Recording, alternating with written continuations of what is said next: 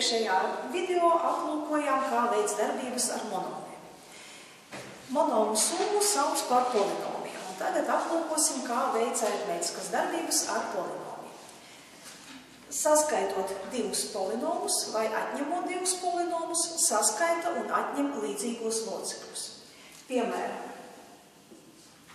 5x kvadrātā mīnus 6x plus 7ab. Viens polinoms, pieskaitīsim klāt otru polinomu. 8x kvadrātā plus x mīnus 5ab.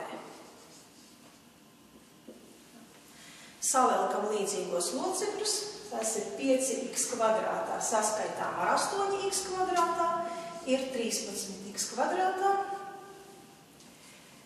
mīnus 6x saskaitām ar plus x, ir mīnus 5x, un 7ab saskaitām ar mīnus 5ab.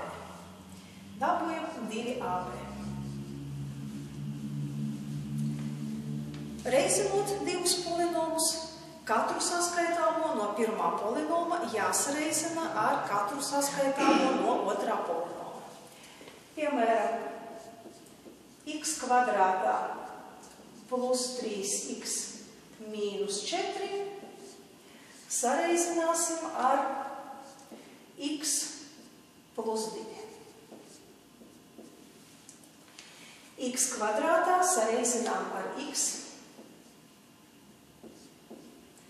plus x kvadrātā sareizinām ar 2. Pieskaitām otrā saskaitāmā reizinājumus ar abiem saskaitāmajiem no otrām iekavām.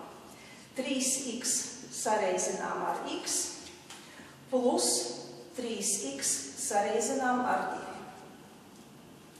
2. Un mīnus 4 sareizinām ar katru saskaitāmo no otrajām iekavām. Mīnus 4 reizinām ar x un mīnus 4 reizinām ar 2. Sareizinot iegūsim x kubā plus 2x kvadrātā plus 3x kvadrātā